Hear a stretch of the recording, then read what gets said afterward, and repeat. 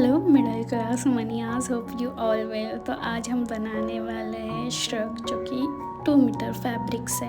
और ये फैब्रिक मुझे मिला है 50 रुपीज़ पर मीटर। तो ये सैटिन बेस है, आप कॉटन बेस भी ले सकते हो आपके अकॉर्डिंग। तो मुझे ये फैब्रिक का प्रिंट बहुत अच्छा लगा, इसलिए मैंने लिया। और आजकल बहुत ट्रेंडिंग भी है, तो इसीलिए। और मेरे पास प्रीवियस श्रग था, तो उसका ही मैं डुप्लीकेट बनाने वाली हूँ। तो उसके लिए हमको चाहिए फैब्रिक, सीजर, वैक्स चॉक और मेजर टेप। फिर उसके बाद हमको फैब्रिक को प्रेस करके लेना अच्छे से, ना कि कोई रिंकल रहे ना कुछ रहे। फिर उसके बाद 4 पार्ट में फोल्ड करना है। फोल्ड करने के बाद जो फोल्डिंग साइड है उसके ऊपर हमारी श्रग रखनी है। आपके पास अगर श्रग नहीं है तो आप ओवरसाइज शर्ट रख सकते हो।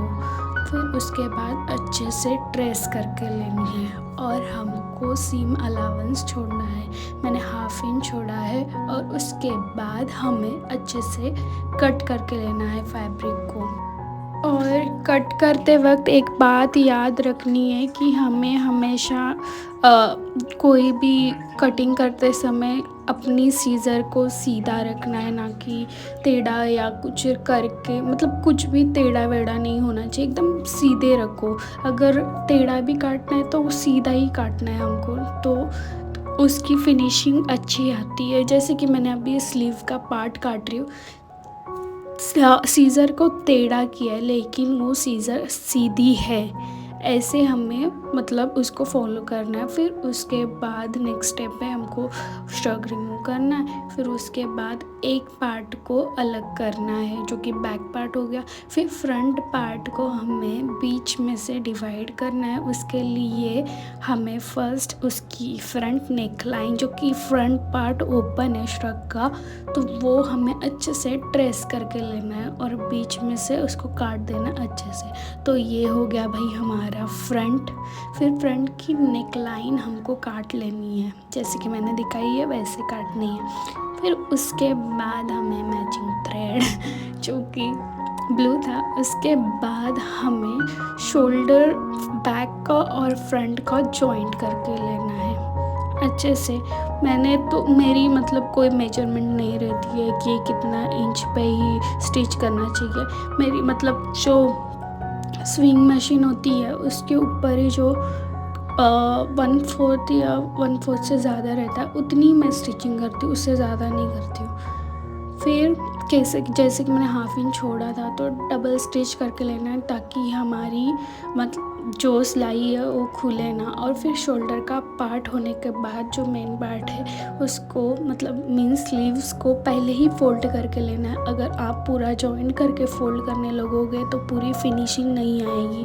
तो इसीलिए फर्स्ट हमें पहले ही इस स्लीव्स को फोल्ड करके लेना है और इसको अच्छे से स्टिच करना है। अगर आप कंफर्टेबल नहीं हो तो पहले पिन वगैरह लगा लो या फिर कच्ची सिलाई कर लो। फिर उसके बाद ये वाला स्टेप करना। और फिर हमें जो पार्ट है आर्म होल और जो साइड स्टिच है वो पूरी करके लेनी है अच्छे से। फिर उसके बाद ये मैं जैसे दिखा रही हूँ कि मेरा एक पार्ट हो गया है, वैसे ही हमें दूसरा भी पार्ट करना है। तो मैं फटाफट आपको करके बताती हूँ, ओके।